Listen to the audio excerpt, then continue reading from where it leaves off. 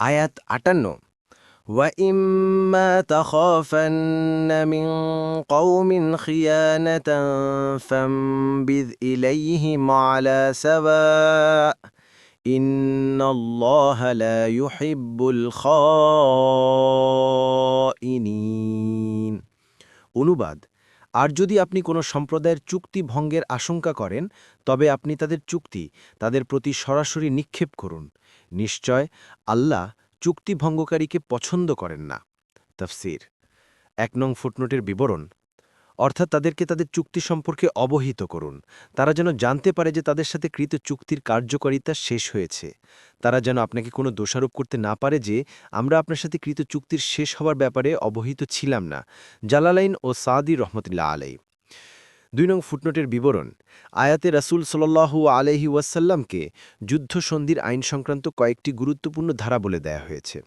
যদি চুক্তির দ্বিতীয় পক্ষের দিক থেকে বিশ্বাসঘাতকতা অর্থাৎ চুক্তি লঙ্ঘনের আশঙ্কা সৃষ্টি হয়ে যায়, তবে চুক্তির বাধ্যবাধকতাকে অক্ষুণ্ণ রাখা অনিবার্য নয়, বরং চুক্তিকে সম্পূর্ণভাবে বাতিল করে দেওয়ার পূর্বে তাদের বিরুদ্ধে কোনো পদক্ষেপ গ্রহণ করাও জায়েজ নয়।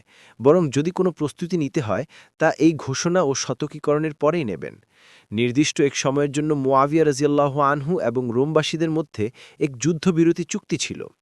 মুআবিয়া রাদিয়াল্লাহু আনহু ইচ্ছা করলেন যে এই চুক্তির দিনগুলিতে নিজেদের সৈন্য সামন্ত ও যুদ্ধের সাজ সরঞ্জাম নিজেদের সম্প্রদায়ের কাছাকাছি নিয়ে রাখবেন, যাতে চুক্তির মেয়াদ শেষ হওয়ার সাথে সাথে শত্রুর উপর ঝাঁপিয়ে পড়া যায়। কিন্তু ঠিক যখন মুআবিয়ার সৈন্যদল সেদিকে রওনা হচ্ছিল, দেখা গেল একজন বুড়ো লোক ঘোড়ায় চড়ে খুব উচ্চস্বরে বললেন, আল্লাহু আকবার, আল্লাহু আকবার! সম্পাদিত চুক্তি পূরণ করা কর্তব্য, এর বিরুদ্ধাচরণ করা উচিত নয়। রাসূল সাল্লাল্লাহু আলাইহি ওয়াসাল্লাম বলেছেন যে কোনো জাতি সম্প্রদায়ের সাথে কোনো সন্ধি বা চুক্তি সম্পাদিত হয়ে গেলে তার বিরুদ্ধে কোনো গিট খোলা বা বাধাও উচিত নয়। মুআবিয়া রাদিয়াল্লাহু আনহুকে বিষয়টি জানানো হলো। দেখা গেল কথাগুলো যিনি বলেছেন তিনি হলেন সাহাবী আমর ইবনে আবাস রাদিয়াল্লাহু আনহু। মুআবিয়া রাদিয়াল্লাহু আনহু তৎক্ষণাৎ বাহিনী ফিরে আসার নির্দেশ দিয়ে দিলেন, যাতে যুদ্ধবিরতির মেয়াদে শূন্য স্থাপনার পদক্ষেপের দরুন খেয়ানতকারীদের অন্তর্ভুক্ত হয়ে না পড়েন।